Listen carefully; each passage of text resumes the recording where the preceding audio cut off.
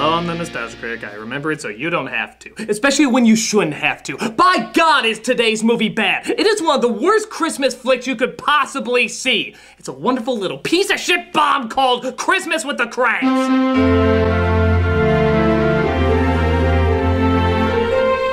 This is based on the John Grisham novel. Yes, that John Grisham. He was so good at making white people afraid of the justice system that I guess he decided to make white people afraid of Christmas too. He succeeded, but in a way he probably didn't intend. It's mind-blowing how little this movie tries, how tired the writing is, how it doesn't attempt in any way to give us anything new. The jokes are years old, the acting is like something out of the 50s, its message is beyond half-assed and lazy, it's just friggin' horrendous. It's so bad, I wish I could give this review as little effort as possible. Wish? Did somebody say wish? No, I'm not doing that, Santa Christ. No, I am not dignifying this review with any kind of effort whatsoever. Well, we put these costumes on for no reason. Care to get Yuletide hammered? You know. Wait! Disciples! Get back here, you pointy-eared lushes! Critic, what's going on? This movie tries so little to be anything interesting or good, I want to devote as little effort as possible to it. Like the good old days, you know, before I had a budget or a studio. I just talked in front of a camera, I didn't have to try as hard. Things were easier and better then. Well, the segue you were going to put effort into would have made that happen, but since you're not interested... No! I want to give this movie the same shit-poor delivery it gave me! Very well then. By the discontinuous powers that somehow killed me in the Cinema Snob crossover yet brought me back. Yeah, sorry about that. Dick. I send you to the past!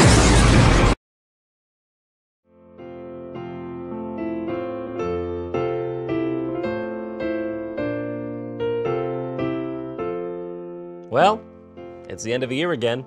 A time of joy, of giving, and of spending time with friends and family. Toot toot. In a time such as this, one might almost forget that the United States of America is literally on fire right now.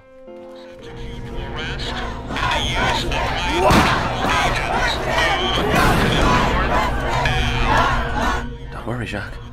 Soon God will exact his revenge upon us for our imperfections. What? A present? Well, Jacques, is this for me? Stop. You shouldn't have. Oh my gosh, is that a Tim Allen sweatshirt? Jacques, surely I'm dreaming. I will not be an accessory to your crime. I'm perfect! I'm finally perfect! And hey, you know what this sweater reminds me of? You guessed it, the most celebrated Christmas film of all time, Christmas with the Kranks, starring Tim Allen and Jamie Lee Curtis.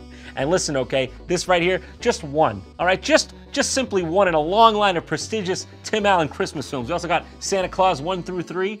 Look at that, feel the weight of that. How many villas in the south of France do you think that'll buy a man? Jungle to Jungle might count as well, but the science hasn't come back on that. We're waiting to find out. And when you're looking at something like that, you just gotta stop and ask, how? Okay, how did this happen? Martin Short may be looking a little Martin Short on money. Now this is a prestigious article. I make a pilgrimage to the Santa Claus 3 wiki every year if I can. This section's plot summary may be too long or excessively detailed. Come on, guys, says Wikipedia. Come on! Who bothered to make the plotted section of Santa Claus 3 this detailed? Shorten it on principle. There we go. That's more like it. Oh, this is just my folks' place. Not just your folks' place. Your folks' place in 2007 AD. You mean I can see? It's young me! Holy shit! What's going on here? Hey, you want to travel to the future for a day? Really? I get to see all the new ideas Hollywood comes up with? That's right, all 3 of them. I'm in! Come with me, you slightly overweight scamp.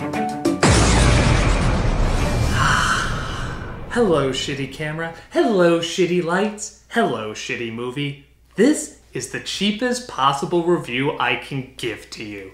No budget, no cutaways, just one asshole piece of shit talking to another asshole piece of shit. Anyways, ain't no Christmas complete till you sit down and watch a classic Christmas flick, so without further ado, I present to you the abomination that is Christmas with the Kranks.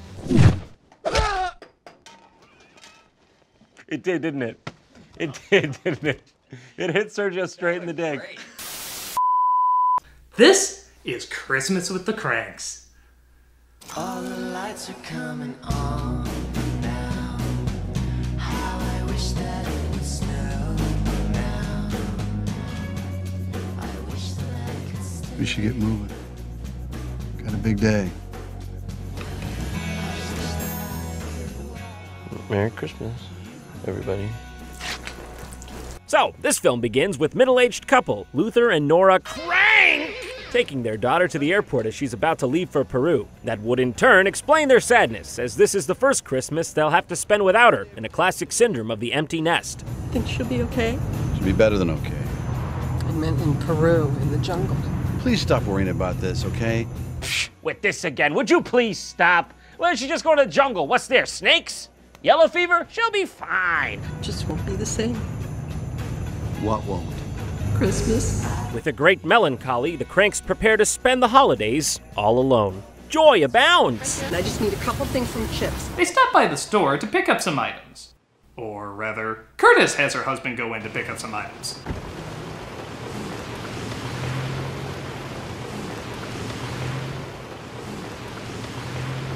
What are you looking for, Tim? I didn't bring the umbrella. Didn't bring the umbrella. Oh, I need that stuff from Chips. Still needs the stuff, Tim. I didn't bring the umbrella. Didn't bring the umbrella. Well, I still need it. You said that already. Been over this? Done this?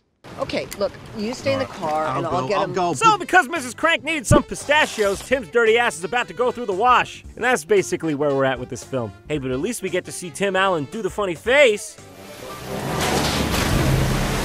Getting wet is annoying. You could use an umbrella! I just need some white chocolate. Good point, Tim. You didn't get the white chocolate.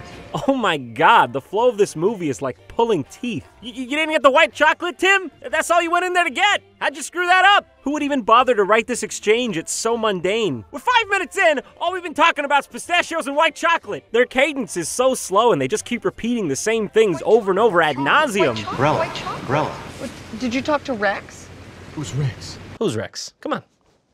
Tell us. The butcher. The butcher. As odd as it sounds, I didn't think of asking the butcher where the chocolate was. So basically, thus far, this is a jaded couple arguing in a low-energy and passive-aggressive manner. The Christmas film. God bless. I'll go talk to Rex right now. Maybe he'll wonder why I'm all wet. I really think you need an umbrella! You know why I don't want one of your stupid umbrellas? Because I got one.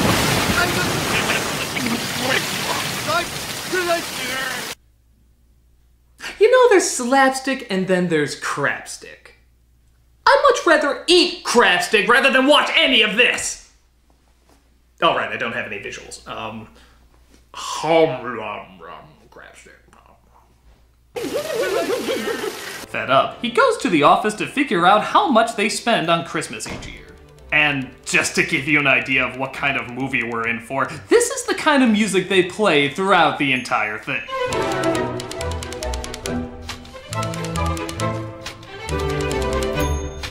Yep, that Einstein for Baby score accompanies the whole film.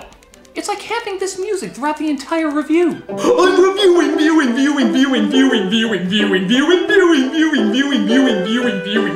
viewing. Because Tim's character Luther is so upset by the annoying Christmas season, he devises a plan to skip it altogether to go on a pleasure cruise.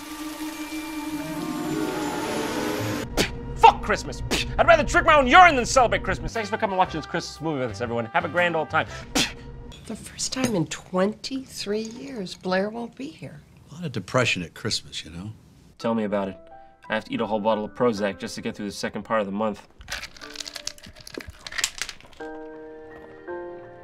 I would just love to forget about it. What are you looking at? Why are you looking at me like that? If you keep doing that, I'm gonna have to call the police. I think it's a form of harassment. If Tim Allen looks at you like this, I think we're gonna need legislation. This problem ain't gonna fix itself. Seeing how much money they spend every year, Alan has an idea. Be right back. Tim's rape stares apparently work their usual magic as Jamie Lee Curtis gets so hot and bothered she wants to make whoopee right there on the table. Make sure you shut the curtain. It's not even Saturday night, you know? The night we literally apparently schedule having violent sex on the dining room table. I have an idea. Yeah? Just let it be known that I never asked to see Jamie Lee Curtis that truly sexually aroused by Tim Allen. Yeah? But I got it anyway. Hey, careful what you wish for. They should be saying careful what you don't wish for. Yeah? That! What are you doing? Sit down. Apparently, though, Luther didn't have the hanky-panky in mind, as he was just excited to reveal his genius scheme to skip out on Christmas and go on the cruise. He's so horny at the idea of fucking off, he tells her to fuck off. Sit down. Button up and sit down. Jesus Christ, man, let her down easy. We spent $6,100 on Christmas last year, with precious little to show for it. Luther explains that the previous year they spent over $6,000 on the holiday season. He argues that they may as well use the funds this year for a vacation to the Caribbean and skip out on the whole process altogether, actually saving money in the process. It's like I said, worst thing about Christmas, having to sit there and do Christmas, huh? Oh, what a boring stinker that is. That's my goddamn eggnog. Joke's on you, stupid bird. Eggnog is poisonous to birds for various reasons. You're gonna let a lousy $600 stand between us and a Caribbean cruise. No, you are. All right. Look, I'll match last year's contribution to the church and to the hospital, but not a penny more. Oh, thank God, the church! Matching contribution to the church. Can't live without that. Glad we resolved that plot point in literally 20 seconds between two scenes. I think this movie might just be a webcam live feed of a real couple's life. Whoa, it's not even Saturday night. Then, of course, like a normal person, Tim's character walks around his office handing flyers to everyone, notifying them that he's skipping Christmas. Because, as we know, in real life, Christmas is mandated by law, and anyone who fails to comply is an enemy of the state. Who would do this? Why would anyone care? No one cares if you leave on Christmas. I'm letting you know that I'll be skipping Christmas this year. Go ahead. Run. But we will find you. He says he's not angry or bitter, yet he so angrily and bitterly hands the letters out. I am not angry, and I will not yell humbug. No, really, I'm not angry. Not even the slightest. Say, what's that? But yeah, that's basically the whole story of this film, that everyone surrounding the Kranks is so concerned with them skipping out on Christmas, they get socially ostracized like they're living in Victorian England or something. So what would happen if someone just literally needed to leave town for Christmas? This is so out of touch it leaves the realm of plausibility. Mrs. Crank, we forgot to talk about your Christmas invitations. No party this year. No party? No Christmas Eve party? She's not ordering Christmas cards either. Don't you know? Christmas is about not embracing variety and shaming those who do. Indeed. And I hear a rumor she's having a baby out of wedlock as well. Then why don't you have the party anyway? Because we don't want to, Mary. Yeah, I think it's about time to move to a new town and change your name. So the Kranks proceed to go around town, needlessly pissing everyone off who is apparently part of their yearly holiday routine. The Canadian blue spruce last year. So this one's a real beauty, almost 10 feet tall. Mrs. Crank likes the big ones. We're not buying a Christmas tree this year. Sorry we had to go up on the price. We're making less per tree than last year. It's not about the money. Even though you clearly said that it is about the money. Hello? What the hell? Hello? Anybody home? Oh, yeah, I forgot. I cut to random film clips a lot more in the past. Yeah, got it. Groovy. I'm good. He slimed me. Knock it off! Okay, maybe some of the traditions of the past are a little much, but you know what? It's still great to be back in the good old days. Son, when are you gonna stop swearing? Shut up, Mom! People are gonna find this charming! How's this for a Merry Christmas, you bunch of young, innocent children trying to foster a loving community spirit? It's really a movie about the spirit of the holidays, you know? Really looking forward to the Santa Claus 4. Want to know what happens in that one. Don't know why they haven't made that one yet. At this point, basically, the Kranks are neighborhood enemy #1 and have pissed off just about everyone because they're not staying in line with traditions. Because after all, the holidays truly are about crippling communistic-style conformity, aren't they? The Boy Scouts go and tell the head of the block, played by Dan Aykroyd, about the Kranks abandoning Christmas. Becker's at it again. Even Vic. Enjoying the randomly placed snow puddles the sun didn't melt for some reason? But I gotta tell you, a lot of the neighbors are pretty upset. If you're trying to make me feel guilty, get off of it. You're just upset because my home improvement bump didn't save soul now. Someone gonna say something here? Perfect time to put up frosting. But of course it doesn't stop there, as every house on the block apparently hangs up some giant frosty decoration. The same exact one. What is this, some sort of cultish ritual? Tell you what, truth is, if I'm gone, I'm... You know, this movie was better as a horror anyway.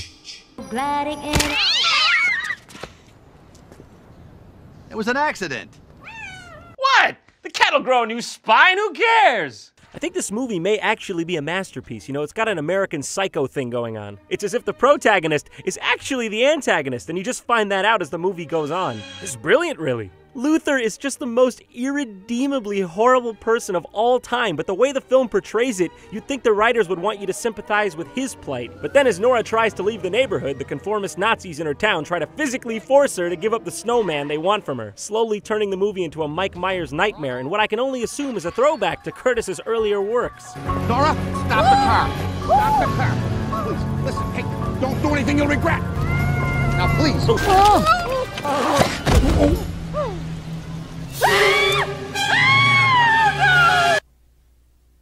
You know, crapstick is too good a word for this. How about something more fitting like, slap shit? Enjoy your slap shit, everybody, which is, again, something I'd much rather do than watch any of this! Bah, humbug. Good morning, Mr. Scrooge. Walmart called, said I had to buy my own cheap perfume since Santa Claus isn't coming this year. Well, at least our Starbucks cups are still celebrating Christmas. Look, it's okay, because shortly thereafter, Tim shows off colorful underwear in his local Irish pub. Woman's bathing suit? Nope, got my own. I don't really know. But at this point, I'm numb to it. There's no way we are wearing these on this cruise. These aren't for the cruise. Then what are they for, Tim? What are they for? You know what's odd is when an Irish pub serves fish tacos. I don't get that. You're a simple man, aren't you? Apparently, Luther got the bathing suits to go to a tanning parlor pre-cruise, so they could look, you know, their best for the cruise. Nora, on the other hand, is apprehensive. Dear God, this should be outlawed. That feeling? I know that feeling. And then, of course, Nora's local pastor shows up to see her naked boobies, as one does. Because comedy. Back at home, Luther brings in the local paper to show Nora, and they've made front page. Because apparently the only thing this town has to worry about is what the Kranks are up to. But this is the final straw for Nora. As if the Orwellian nightmare she's been living in wasn't enough, she decides to throw two fingers up and enjoy the idea of the cruise after all. They're preparing for a cruise, according to unnamed sources. Okay, I haven't been to Oak Park or Riverside recently as they're not that far away from me, but this counts as front page news to them? Seriously? Stop the presses, everybody a rock! Oh my god, this is the biggest story ever since Squirrel! We're on bigger than Squirrel lockdown, everybody! We have to address the elephant in the room! Ah! That's right, I forgot about those memes I always try to force. Of course! Okay, that didn't connect to anything. Yes, it is, but... The cancer's back for the third time. What is this bombshell about cancer? What is this movie? A comedy? A drama? A horror? A satire? Undiscovered Shakespearean classic? The tone of the movie is never consistent. One minute it's goofy, the next minute it's terminal illness. The bedside manner of this movie is on par with a Canadian PSA. It's a rape whistle. They even have the balls to cut to the husband of the cancer patient being an asshole again. What is this movie trying to do? I try to be old man. Stop that. Stop what? Stop calling me old man. You're like 10 years older than me. Am I? Yeah. Well, prove it. Walt? I just heard about Bev. I'm so sorry. How's she doing? Remarkably well, you know, in good spirits. If there's anything we can do, let me know. Thanks. I really appreciate it. I'm very deeply, truly deeply sorry about the cancer diagnosis. This is the best film ever made, folks. It's just that simple. So later on the most evenly lit block in town, a bunch of carolers come to sing for the holidays. This causes the Kranks to duck and cover for some reason. Jingle bells, jingle all the way. Oh, what fun it is to ride. Okay, can we never cut back to Aykroyd singing again? Apparently their Christmas spirit is so down that even their statue of Frosty turns evil. I can't make that shit up. Your symbolism's amazing. Why don't you just have an alien pop up in Gravity and say, "She's a fetus! It's a metaphor for rebirth!" This leads to the movie turning into Home Alone for absolutely no reason. Yeah, take that, mailman who has no interest in my actions. Look out, it's clearly not cold enough outside for that water to freeze. I was frozen today! None of this has to do with... I'm just gonna assume that was thrown in there for the poster. Is it on there? Yeah. Animal cruelty is fine as long as it's used for promotional purposes. So at this point, the film takes a turn, as Luther and Nora's daughter, who left for Peru at the beginning of the movie, calls and says she'll be making a return for Christmas with her new fiancé after all, foiling Luther's plans of the trip. This moment is apparently so wonderful that Frosty goes back to smiling again. Is that snowman possessed? Should we make the next one out of holy water? So the always loving Boy Scouts rake up the price for their shittiest tree. So Alan asks his neighbor if he can borrow his. Christ, that's not a tree, that's a stoner's breakfast. But it's okay, he uses one of the kids still chanting outside his house to help him out. To infinity and beyond! Don't hurt that child, Tim. You still have another 30 years of Christmas films to make. You can't make them in jail. Unless you're making Christmas with the Cranks too, Luther gets a perforated rectum. Don't be silly, Tim. Leave that child alone for your own good. So Curtis goes to pick up the last hickory honey ham in the store. But another woman has her sights on it. Okay, can we agree that any movie with comedic nutcracker music should be dead to the world? But she comes across what Martin Short will look like 2 years from now, who somehow gets invited to the party. Thank you. Who are you? Meanwhile, Alan tries to put Frosty up on the roof. Hey, kids! Guys! Mr. Crank is putting up his Frosty. To hell with these boring video games, we can watch the wonder of a man slowly plugging in a light. Easy, careful! We're gonna go back that way. Do you wanna kill Tim Allen?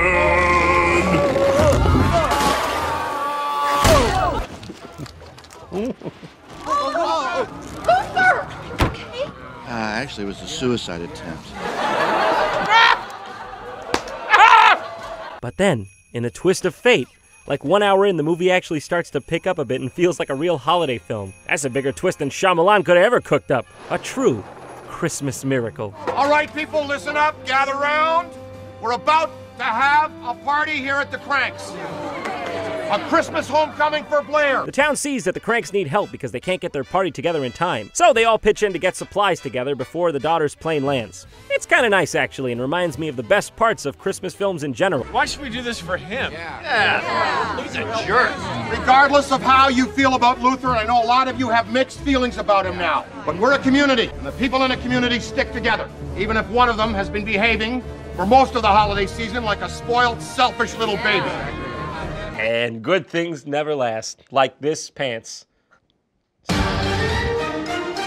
Christmas is about giving, and family, and love. Except for to some people who I would rather be in a mass grave, whose name rhymes with Bim Rallin. So as everyone tries to prepare for the party, a couple of cops who should be on duty pick their daughter up. All while partaking in what I can only call seizure-inducing editing. Officer Fromine here. Did you read me? Boomer will live. Stop it! A lot of fish. Spiders! Christ! I thought all these repetitive traditions would be great, but I'm sorry, I gotta return to effort! What? You can't go back yet! Why not? Because you're supposed to learn your lesson by the end of the video. We're not even halfway through. Look at the little red ball. Fine, but we're violating the screenwriting lessons of Chris Columbus.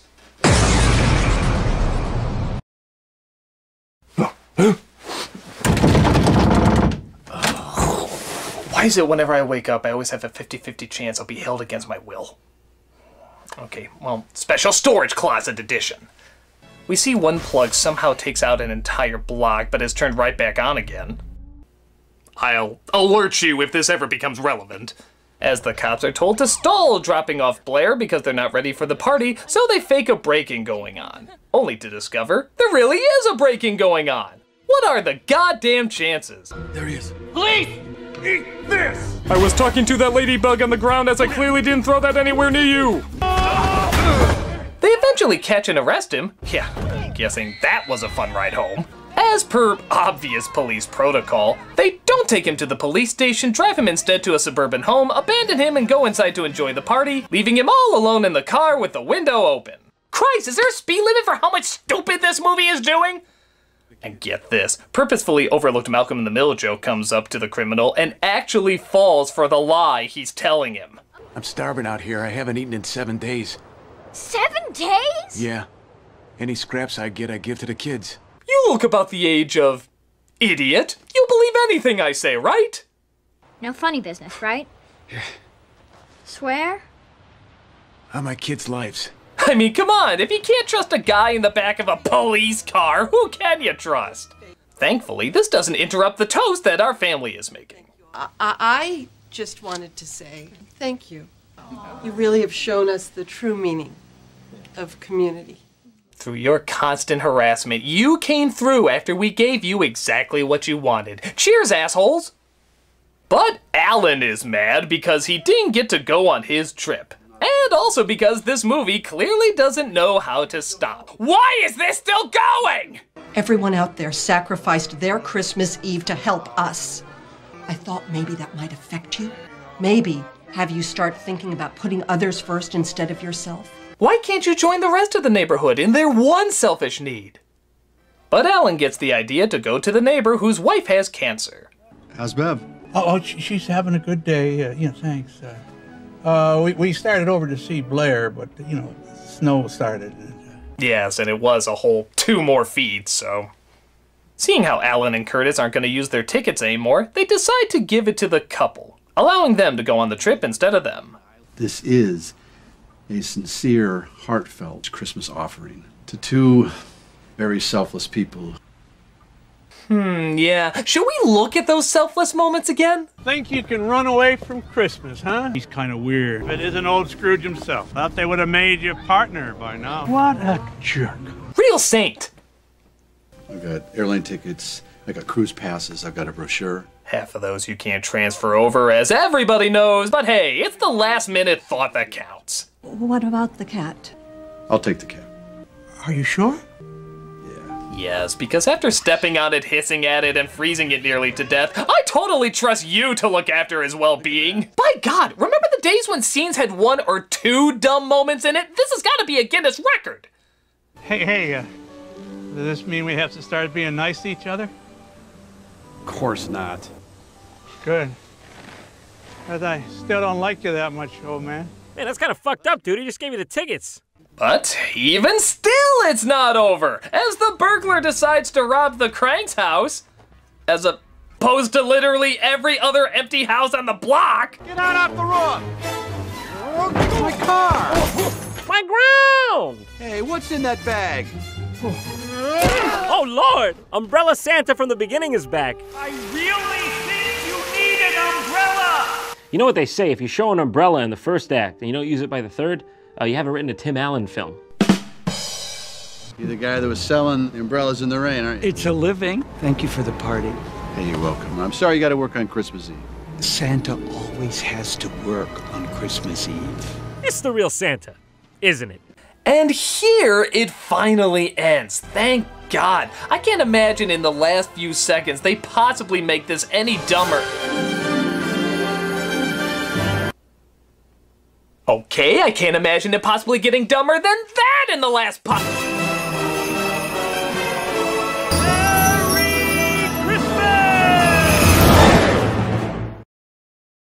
It's the real Santa, praise Jesus! What the hell was that? He was Santa. Who dresses as Santa? Because he doesn't look like Santa. And flies a Volkswagen. After selling umbrellas. For money. Santa sells umbrellas for money. But he has reindeer. We at least got that part right about him. You know, seeing how we pretty much got every other conceivable thing about him wrong. But hey, at least Christmas with the Kranks set us straight. Proving once again that they have an unbelievable understanding of everything Christmas. It's so stupid, it's so stupid, it's so stupid, it's so stupid! I gotta have this exploding problem looked at. You out! What have you done? What? Your reviews, they have more variety, actors, and visuals. Well, yeah, you gotta evolve in order to stay relevant. I've seen reviews where there wasn't even one white wall. That's your identity! And some of these don't even have clips from the movie. Yeah, it's a different kind of reviewing to get a lot of hits. It's not a review, it's just sketches. You're not saying anything about the movie at all. To all those critics foolish enough to think that they can review Food Fight, I won't lie to you. I don't have time for this. Go back to saying back credit card 20 times. No, I am not done here yet. Well, I tried. We're not who we were. We change. Sometimes for the better, sometimes for the worse, but we all change. Movies like this don't want us to change. They try to...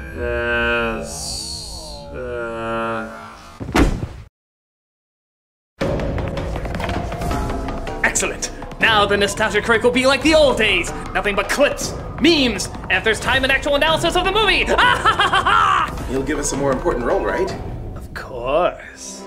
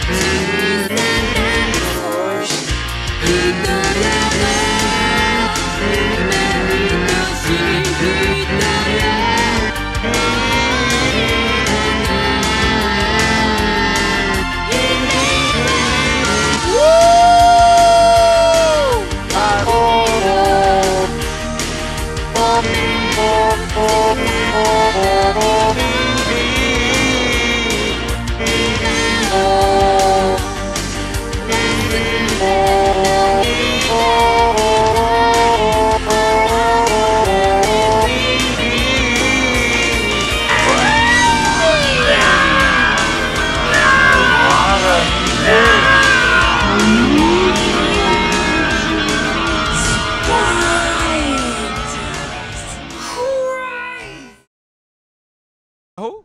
Tim Allen. I don't know Tim Allen.